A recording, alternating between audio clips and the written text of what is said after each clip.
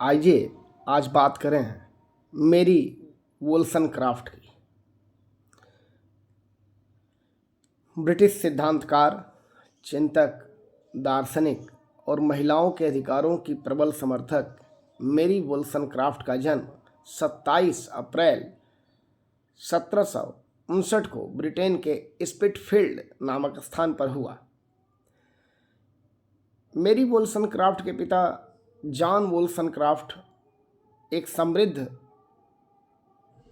व्यापारिक परंपरा से आते हैं और इनके घर में पुश्तैनी रूप से वस्त्रों को बनाने और उनके आयात निर्यात का काम किया जाता था। मेरी वोल्सनक्राफ्ट के पिता अपनी दुष्प्रवृत्तियों के कारण, अपनी कुप्रवृत्तियों के कारण जो पुश्तैनी संपत्ति उन्हें मिली थी उसे उन्होंने शराब, जुए और अन्य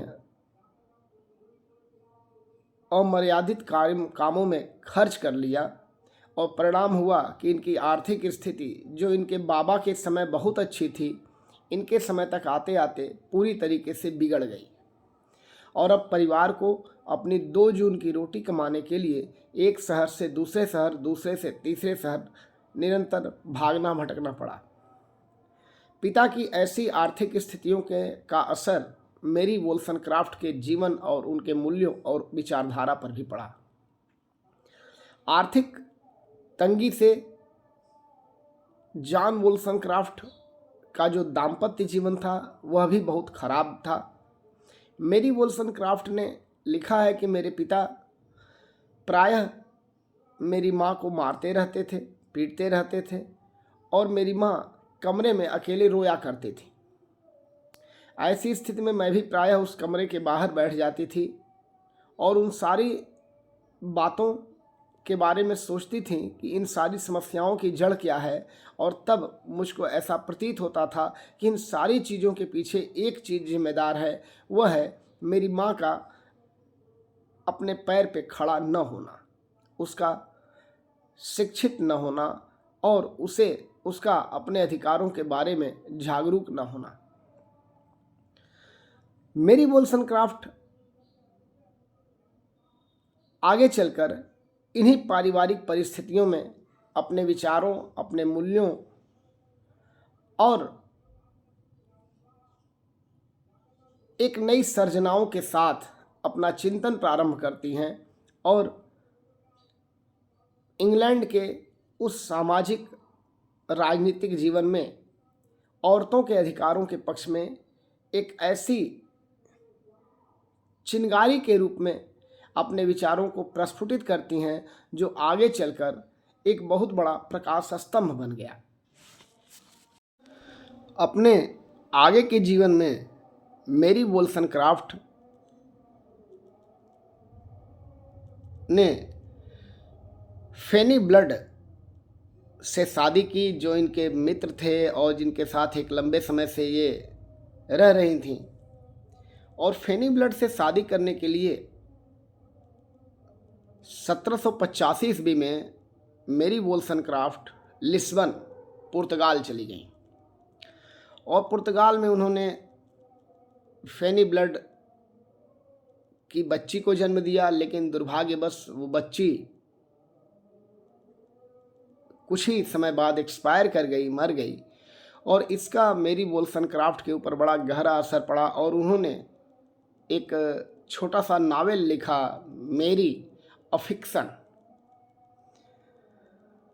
आगे चलकर फिर वो पुर्तगाल से फिर इंग्लैंड चली आईं और इंग्लैंड में उन्होंने लड़कियों के लिए जो स्कूल खोलना चाहा था और जिसके लिए पैसे की बहुत ज़रूरत थी, वह सपना भी इनका टूट गया और उन्होंने एक बुक लिखी,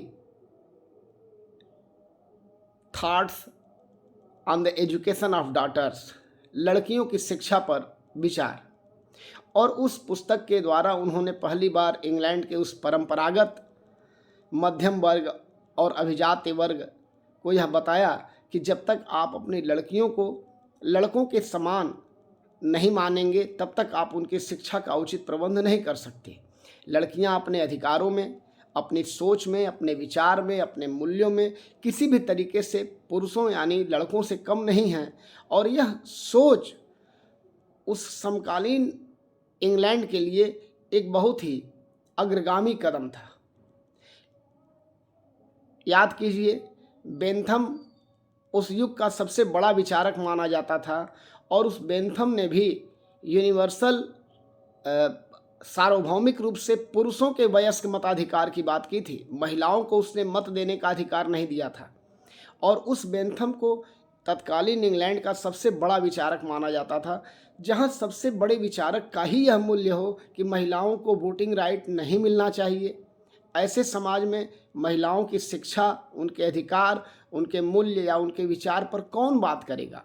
और ठीक उसी समय मेरी आती हैं और उन्होंने कहा, लड़कियों का शिक्षित होना, जागरूक होना, उन्हें अपने अधिकारों के प्रति सतर्क रहना और समाज में अपना उचित स्थान प्राप्त करना यह परम आवश्यक है। और जब तक उन्हें यह चीज़ें नहीं मिल जाती तब तक उनके साथ दोयम दर्जे का व्यवहार होता रहेगा। अब मेरी के जो विचार थे वह अपने युग से बहुत आगे थे। मेरी वोल्सनक्राफ्ट आगे चलकर अभी अपनी आर्थिक समस्याओं से जूझ ही रही थी कि तब तक उनकी मुलाकात जॉनसन से होती है और जॉनसन ने उन्हें अखबारों में लेख लिखने के लिए आमंत्रित किया। और अपने उन लेखों के माध्यम से, अपने विचारों के माध्यम से मेरी हमेशा महिला अधिकारों और उन्हें समाज की मुख्य धारा में शामिल करने जैसी बातों पर निरंतर बल देती रही। आगे चलकर मेरी वोल्सनक्राफ्ट ने एक व्यवसायी से शादी की जो अमेरिकन था और जिसका नाम गिलबर्ट इमेले था। वस्तुतः जब फ्रांस की क्रांति हुई तो फ्रांस की क्रांति के बाद वो पेरिस चली गईं और पेरिस में ही इनकी मुलाकात गिलबर्ट इमेले से हुई। गिलबर्ट इमेले से ये बहुत प्रभावित थीं और गिलबर्ट इमेले के साथ इन्होंने शादी की और शादी के बाद इनको एक बच्ची हुई और उस बच्ची का नाम इन्होंने अपने पहले पति फेनी ब्लड के नाम पर फेनी रखा। लेकिन दाम्पत्य जीवन की यह जो दूसरी यात्रा थी वह भी बहुत सुखद नहीं रही। और जैसा कि मेरी वोल्सनक्राफ्ट ने लिखा है कि उनके संबंध इमेले के साथ कभी भी ऐसे रहे ही नहीं जिसे पति और पत्नी का दर्जा दिया जाए।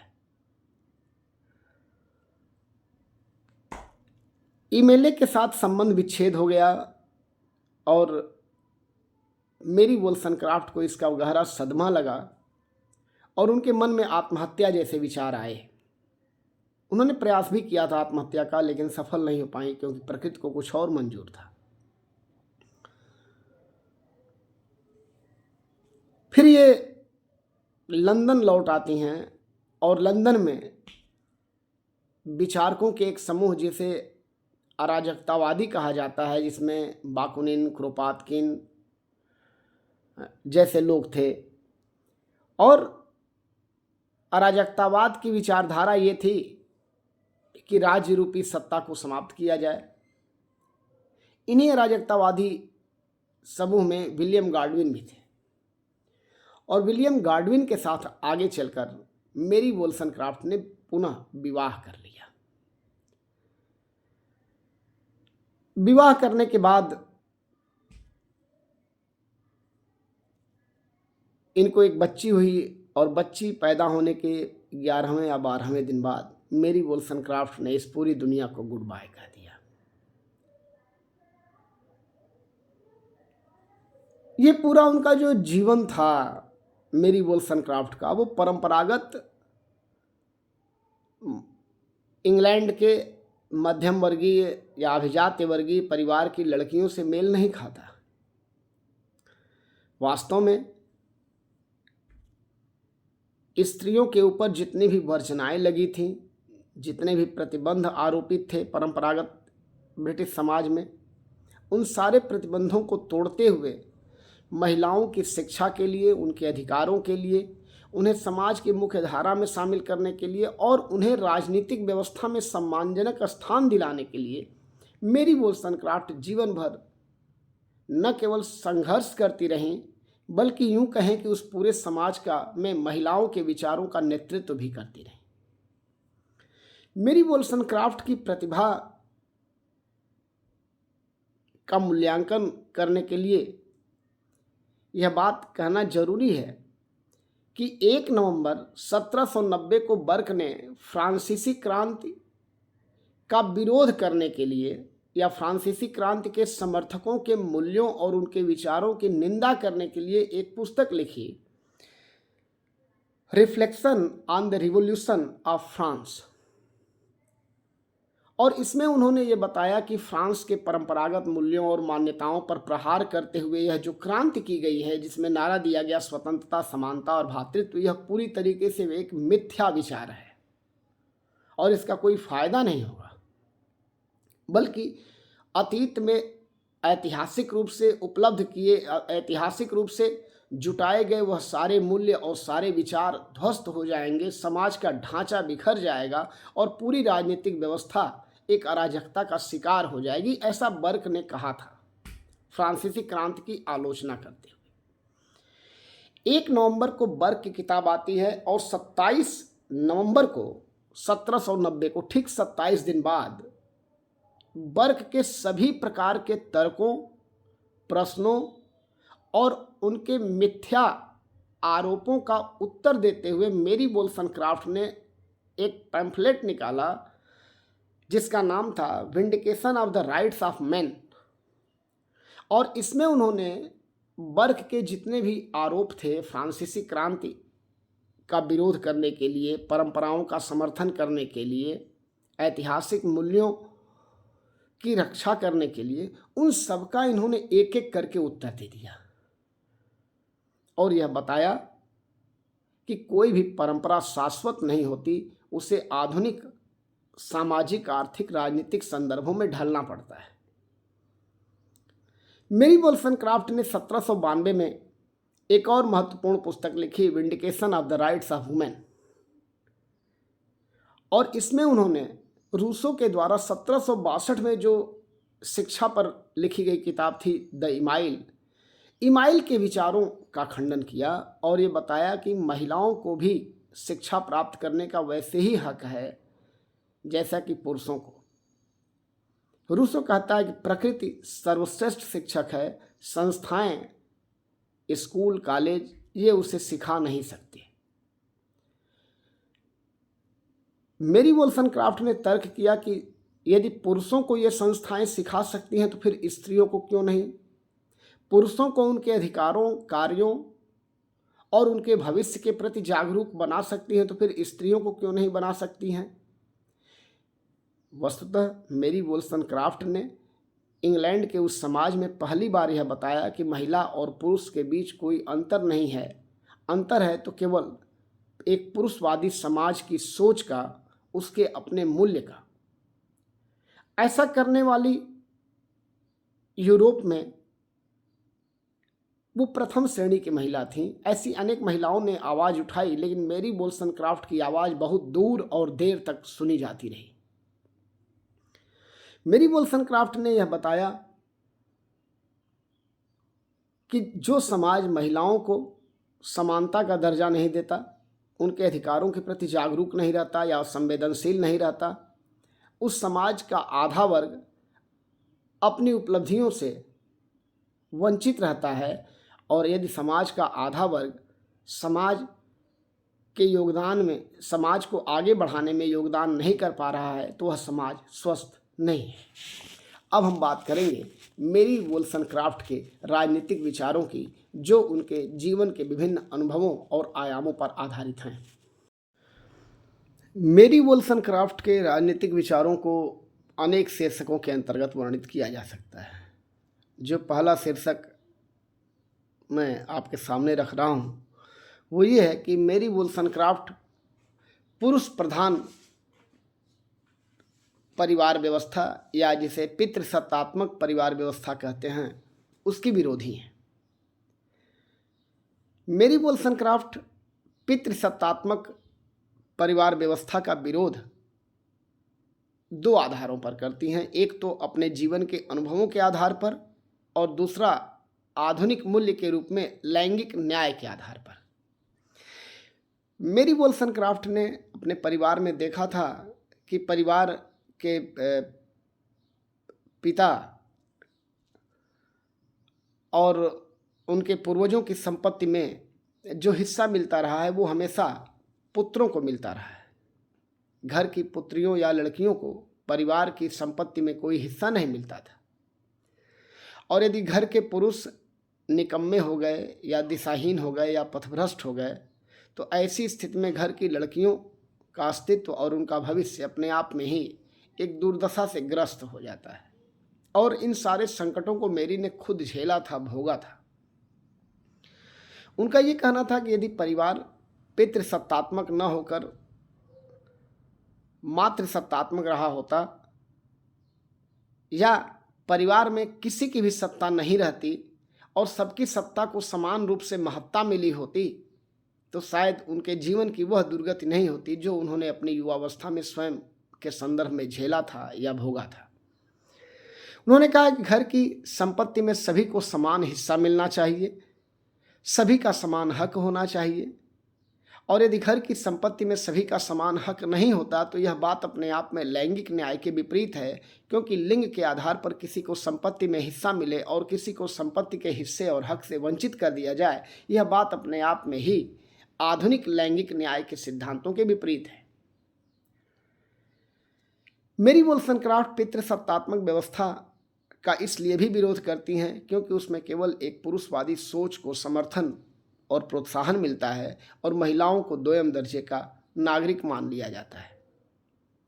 मेरी वोल्सनक्राफ्ट जिस पितृसत्तात्मक परिवार व्यवस्था का विरोध करती हैं, उनके इस विचारों का आगे चलकर बड़ा प्रभाव पड़ा और 20वीं शताब्दी में जब राज्य की उत्पत्ति का विकासवादी सिद्धांत सर्वमान्य हो गया तो जो तीन विचारक उभर कर सामने आते हैं, मैक्लेनान, मॉर्गन और जेंग्स, इन तीनों विचारकों ने मातृसत्तात्मक परिवार व्यवस्था का समर्थन किया और बताया कि जो आदिम समाज में राज्य रूपी संस्था के प्रारंभ के पहले जो समाज था उसमें परिवार की गणना माता के नाम से होती थी, अर्थात परिवार मातृसत्तात्मक था।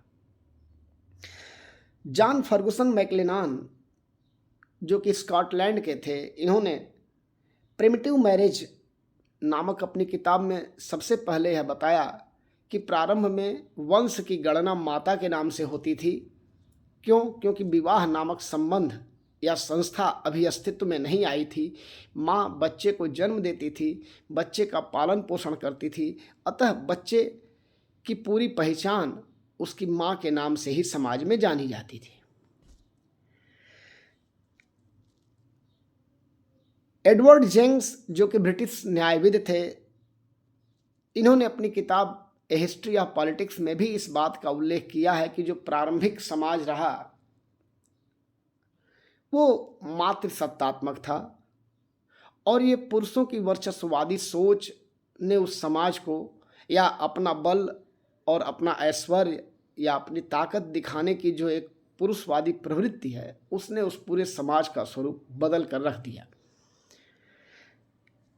अमेरिकी महिला रॉबिन मॉर्गन भी, जिन्होंने अपनी रचनाएं sisterhood is global, sisterhood is forever and sisterhood is powerful, इसके माध्यम से ये बताने का प्रयास किया है कि स्त्रियों के नाम से ही प्रारंभिक समाज जाने जाते थे। ये जो महिलाओं को लेकर ये विभिन्न प्रकार के रिसर्च हुए आगे चलकर, उस पर मेरी वोल्सनक्राफ्ट का प्रभाव स्पष्ट रूप से दिखाई देता है। जिस पितृसत्तात्मक व्यवस्था को उन्होंने चुनौती दी, उसे आगे चलकर अनेक दार्शनिकों और चिंतकों ने अपने लेखन का आधार बनाया और इस बात को स्थापित किया और सत्यापित भी किया कि जो प्रारंभिक वंशगणना थी आदिम समाज में, जब राज्य और समाज नहीं था, तो वह माता के नाम से ही जानी जाती थी या उसे माता के नाम से ही जानते थे। आगे चलकर जो संघर्ष हुआ और संघर्ष में पुरुष के पास ताकत थी और उस ताकत के कारण उसने उस मातृ सत्तात्मक परिवार व्यवस्था को ध्वस्त किया और एक पुरुषवादी परिवार व्यवस्था या पितृसत्तात्मक पारिवारिक व्यवस्था का प्रारंभ किया। तो मेरी वोल्सनक्राफ्ट अपने इन बातों के आधार पर कहती हैं कि यदि वंश गणना माँ के नाम से हो तो इस समाज की एक बहुत बड़ी बीमारी से उसे स्वयमेव छुटकारा मिल जाएगा, और वह है पुरुषवादी सोच। मेरी वोल्सनक्राफ्ट का जो दूसरा विचार है वो ये है कि वो एक नए प्रकार के प्राकृतिक अधिकारों का समर्थन करती है। नए प्रकार के प्राकृतिक अधिकार क्या हैं और तत्कालीन ब्रिटेन में प्राकृतिक अधिकारों का स्वरूप क्या था? जैसा कि आप सब जानते हैं कि जॉन लॉक ने प्राकृतिक अधिकारों की बात ब्रिटेन में की थी और उसने माना था कि जीवन, स्वतंत्रता और संपत्ति के प्राकृतिक अधिकार हैं, और इन तीनों में उसने संपत्ति के अधिकार को सबसे महत्वपूर्ण दर्जा दिया था। जीवन से भी ऊपर है, स्वतंत्रता से भी ऊपर है, और वह है संपत्ति का अधिकार। मेरी वोल्सनक्राफ्ट ने कहा कि हमें महिलाओं के परिप्रेक्ष्य में नए प्रकार के प्राकृतिक अधिकारों की बात करनी चाहिए। और नए प्रकार के प्राकृतिक अधिकार क्या हैं? जो महिलाओं को समाज में मुख्य स्थान दें, समाज में महिलाओं को सम्मान दें, समाज में महिलाओं की स्थिति को मजबूत करें और महिलाओं को एक न्याय युक्त स्थान दें। मेरी वोल्सनक्राफ्ट ऐसे किसी भी प्राकृतिक अधिकार का विरोध करती हैं जो पुरुषवादी सोच से जन्म लेता है। उनका मानना है कि यदि महिलाएं शरीर में कमज़ोर हैं तो उन्हें और अधिक अधिकारों की आवश्यकता है। महिलाएं यदि किसी मामले में दुर्बल हैं तो उन्हें और अधिक सुरक्षा और संरक्षण की आवश्यकता है। और अपने इन तर्कों के माध्यम से उन्होंने कहा कि महिलाओं के संदर्भ में हमें प्राकृतिक अधिकारों की नए सिरे से परिभाषा करनी चाहिए। उन्होंने कहा महिलाओं को नौकरी और व्यवसाय में पुरुषों के समान अधिकार मिलना चाहिए। यह सत्य है कि वह समय औद्योगिक क्रांति का था। औद्योगिक क्रांति श्रम के पर आधारित थी, पूंजी पर आधारित थी, और इसीलिए पुरुष के पास पूंजी भी थी, श्रम भी था, और वह घर के बाहर की चीज़ों को नियंत्रित भी करता था। बाजार भी उसी के नियंत्रण में था। इसलिए संपूर्ण नीतियाँ और संपूर्ण निर्णय जो भी राज्य के द्वारा लिए जाते थे वह पुरुषवादी सोच से लिए जाते थे, और इसी चीज़ का मेरी वोल्सनक्राफ्ट विरोध करती है। उन्होंने कहा जो भी नीतियां बने, निर्णय लिए जाएं या जो योजनाएं बनाई जाएं राज्य की ओर से, उसमें महिलाओं को महिलाओं को केंद्र में रखकर उनका निर्माण किया जाना चाहिए। और जो समाज महिलाओं को केंद्र में रखकर नीतियों का निर्माण नहीं करता, योजनाओं का क्रियान्वयन नहीं करता, वह समाज एक हारा हुआ समाज है, एक बीमार समाज है। मेरी वोल्सनक्राफ्ट का मानना है कि महिलाओं की भूमिका उनके देह के हिसाब से निर्धारित नहीं होनी चाहिए, बल्कि उनके मस्तिष्क और उनकी सोच के आधार से निर्धारित होनी चाहिए। और यह एक क्रांतिकारी विचार था उस इंग्लैंड में, जिस इंग्लैंड में बेंथम जैसे लोग आकर चले गए थे और उन्होंने केवल पुरुषों के मताधिकार का समर्थन किया था। बेंथम ने कहा था कि केवल पुरुषों को वोटिंग राइट मिलनी चाहिए, और यहाँ मेरी वोल्सनक्राफ्ट कह रही हैं कि देह के हिसाब से महिलाओं को न देखा जाए, बल्कि उन्हें भी एक स्वतंत्र चेतन अवस्था के रूप में मान्यता दी जाए और उनकी उन्हीं संभावनाओं को उजागर किया जाए जिन संभावनाओं को आप पुरुषों में देखना चाहते हैं। अर्थात पुरुष और स्त्री में संभावना, क्षमता के आधार पर कोई अंतर नहीं है। मेरी वोल्सनक्राफ्ट ने का एक और विचार है, और वो है स्त्रियों की शिक्षा पर महत्वपूर्ण बल। मेरी वोल्सनक्राफ्ट ने स्त्रियों की शिक्षा पर काफ़ी बल दिया, और उनका मानना था कि स्त्रियों को शिक्षा की इसलिए भी अधिक आवश्यकता है ताकि वह अपने अधिकारों के प्रति जागरूक हो सकें, समाज में समानता प्राप्त कर सकें, अपनी स्वतंत्रता को सुरक्षित रख सकें और एक अच्छे भविष्य की ओर प्रस्थान कर सकें। जब तक उन्हें शिक्षा से परिचित नहीं कराया जाएगा, शिक्षा का अधिकार नहीं दिया जाएगा, तब तक वे समाज में दोयम दर्जे की नागरिक बनी रहेंगी, क्योंकि शिक्षित महिला ही आत्मनिर्भर होगी और एक आत्मनिर्भर महिला ही सशक्त समाज का निर्माण करेगी। मेरी वोल्सनक्राफ्ट का जो अगला विचार है वो था सेक्स की जगह जेंडर शब्द का प्रयोग। उन्होंने कहा कि केवल पुरुष और स्त्री शब्द का प्रयोग करना उचित नहीं होगा, नर या मादा के रूप में उसे देखना उचित नहीं होगा, बल्कि जेंडर के रूप में देखा जाए। कोई ऐसा काम नहीं है जिसे केवल पुरुषों के लिए आरक्षित किया जाए, और कोई ऐसा काम नहीं है जिसे केवल महिलाओं के लिए सुरक्षित कर दिया जाए। वस्तुतः पुरुष और स्त्री दोनों एक दूसरे के काम को कर सकते हैं। हाँ, प्रकृति ने जो भेद हमारे अंदर किए हैं उन भेदों को स्वीकार करते हुए सभी प्रकार के कृत्रिम भेदों को या थोपे गए मूल्यों को या थोपे गए विचारों को समाप्त कर दिया जाए। और जब तक आप ऐसा नहीं करेंगे तब तक किसी भी लोकतांत्रिक रूप से सभ्य समाज का आप निर्माण नहीं कर सकते।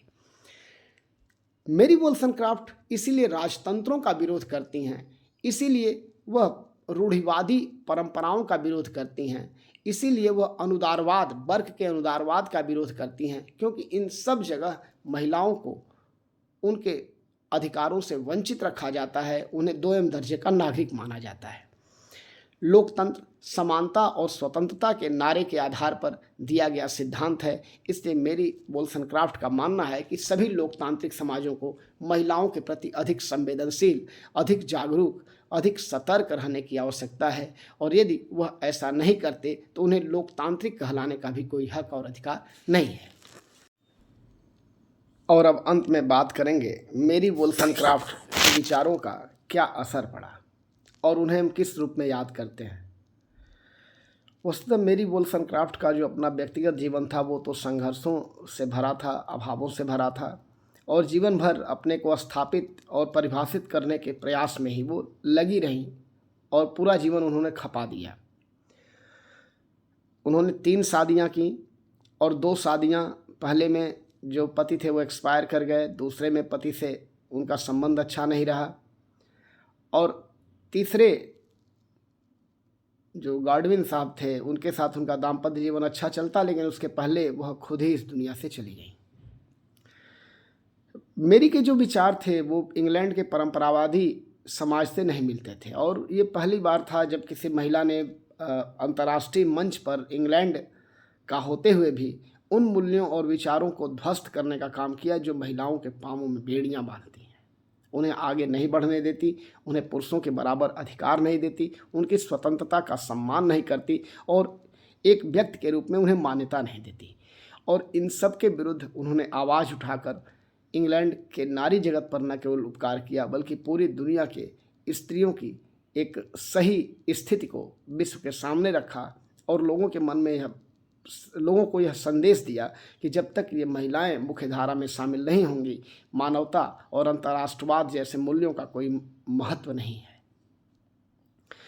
ये मेरी वोllस्टोनक्राफ्ट के विचारों को ही आगे बढ़ाने का काम जॉन स्टुअर्ट मिल ने किया, और जिसने अपने गुरु के इस विचार का खंडन किया जिसके बारे में बेंथम ने कहा था कि सभी वयस्क पुरुषों को मतदान करने का अधिकार होना चाहिए। जॉन स्टुअर्ट मिल ने इसमें संशोधन किया और कहा कि नहीं, पुरुषों के साथ ही साथ महिलाओं को भी इस बात का अधिकार मिलना चाहिए कि वे मतदान कर सकें, अपनी राजनीतिक व्यवस्था को चुन सकें।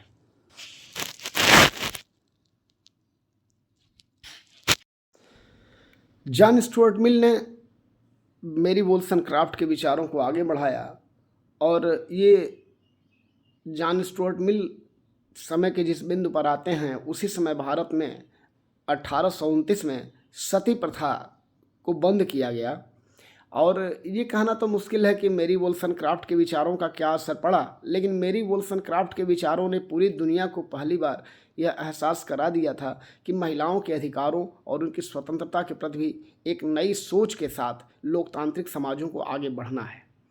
भारत में उन दिनों ब्रिटेन का शासन था, और ब्रिटेन के शासन के दौरान भी राजा राम मोहन राय जी के प्रयासों का यह परिणाम हुआ कि भारत में सती प्रथा जैसी एक गंभीर बुराई को कानूनन बंद कर दिया गया, और विधवा विवाह और जैसी चीज़ों को मुख्य धारा में लाया गया, और जो महिलाएं विवाह करना चाहती थीं अपने पति की मृत्यु के बाद उनके विवाह को प्रोत्साहित किया गया, और बहुविवाह जैसी दुष्प्रवृत्तियां या बाल विवाह जैसी दुष्प्रवृत्तियों को समाप्त करने के लिए भारत में एक बड़ा आंदोलन हुआ। ये कहना मुश्किल है कि मेरी वोllस्टोनक्राफ्ट का प्रत्यक्ष रूप से इस पर कोई प्रभाव पड़ा या नहीं, लेकिन स्त्रियों के प्रति जो चेतना ब्रिटेन में आई थी वह चेतना छन करके भारत आने लगी थी, इससे इनकार नहीं किया जा सकता। आगे चलकर ब्रिटेन का जो परंपरावादी समाज था वो कितना जड़ था, कितना मूर्ख था, या फिर वो कितना विचित्र था, उसके लिए मेरे पास कोई प्रॉपर वर्ड नहीं है, कि 1929 में जाकर पहली बार महिलाओं को ब्रिटेन में मतदान का अधिकार मिला और 1970 के बाद महिलाओं को मत देने का अधिकार स्विट्जरलैंड में मिला। भारत एकमात्र ऐसा देश था जिसने अपने देश की महिलाओं को पुरुषों के समान मत देने का अधिकार अपने संवैधानिक व्यवस्था के प्रारंभ से ही कर दिया, और यह हमारी एक बड़ी उपलब्धि है। हमारी स्वतंत्रता संग्राम में भी अनेक महिलाओं ने योगदान दिया। हमारी संविधान सभा में भी अनेक महिला सदस्य थीं जिन्होंने महिलाओं के अधिकारों को, उनकी स्वतंत्रता को और उनके प्रति समाज की सोच को एक नए सिरे से परिभाषित और रेखांकित किया। आज पूरे विश्व में महिलाओं को पुरुषों के बराबर जो अधिकार मिला हुआ है, उसके लिए निश्चित रूप से हम सभी मेरी वोल्सनक्राफ्ट के विचारों के ऋणी हैं, जिन्होंने पहली बार एक नारीवादी सोच के साथ महिलाओं को समाज की मुख्य धारा में शामिल करने के लिए और सभी लोकतांत्रिक सरकारों को उनके प्रति अधिक संवेदनशील, सजग और सतर्क रुख अख्तियार करने के लिए, सोचने के लिए विवश किया। मेरी वोल्सनक्राफ्ट निश्चित रूप से सदियों तक याद की जाती रहेंगी, क्योंकि उन्होंने समाज के एक उपेक्षित वर्ग को मुख्य धारा में शामिल करने का महत्वपूर्ण काम किया है।